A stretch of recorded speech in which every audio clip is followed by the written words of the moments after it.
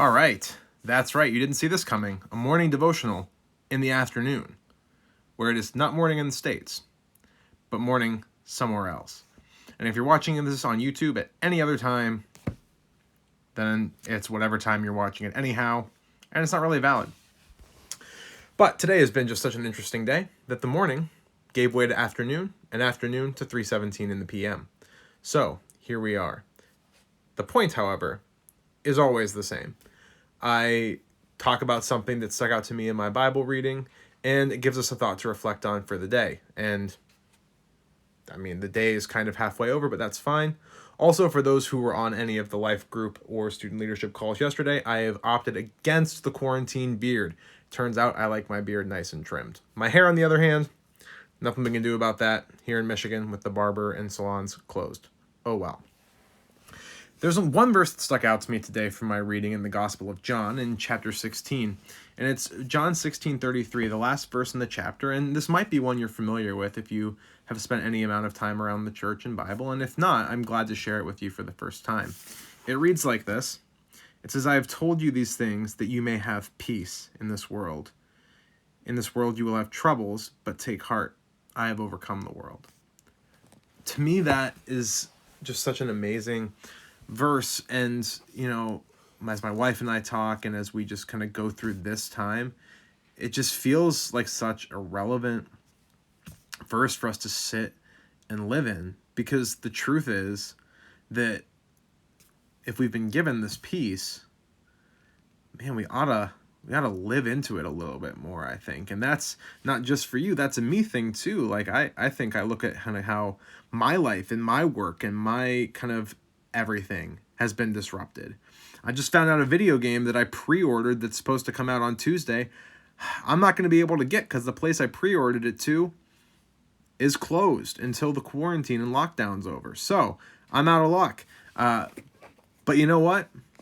It's how we can point and try to have peace in and through that matters. And what Jesus says here in the Gospel of John really helps put some light on that. It says, listen, I want you to have peace.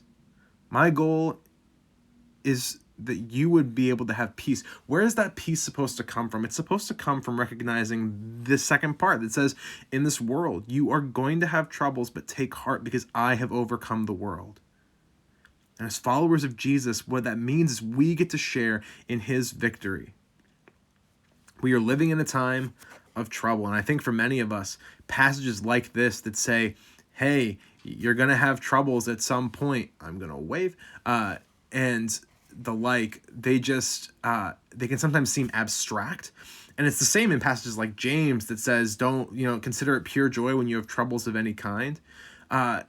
This is, for many of us, the first time in our lifetimes where we actually are in a time of more genuine kind of trouble and struggle than, especially for students, that we've really ever been in. And so to hear Jesus saying, in this world you will have troubles, we can't just kind of skim over it anymore. It's real right now in a way that it hasn't been.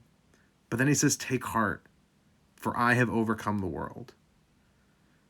I don't know what it is for you today that you need to hear, the fact that Jesus has overcome the world. But I hope that can be something that, as you go through the rest of your day, is something that can minister to your heart. Again, I've told you these things so that in me you may have peace. Maybe for some of us, it's recognizing that we can't really find peace in the things that we thought we did. It's not going to be our sports or our part-time jobs or even our friends, the things we've taken for granted. The peace that Jesus wants us to have is what comes from him. Knowing that these troubles, these things that we're going through, Jesus knew that we were going to have struggles, but that in him we have the one who has overcome. We get to be with the one who has overcome, and there is nothing that we could experience that he has not overcome with and for us. I hope this has been a help to you today. Again, feel free to drop a comment on something that stuck out to you, and I'll post this on YouTube later if you want to catch it. We're also going to be having some students from our student leadership team posting devotionals over the next couple of days and weeks, so look forward to that. Glad that we could all be here together today. Look forward to seeing you guys again soon, both virtually and, Lord willing, in person soon. Take care, guys. Have a great day. And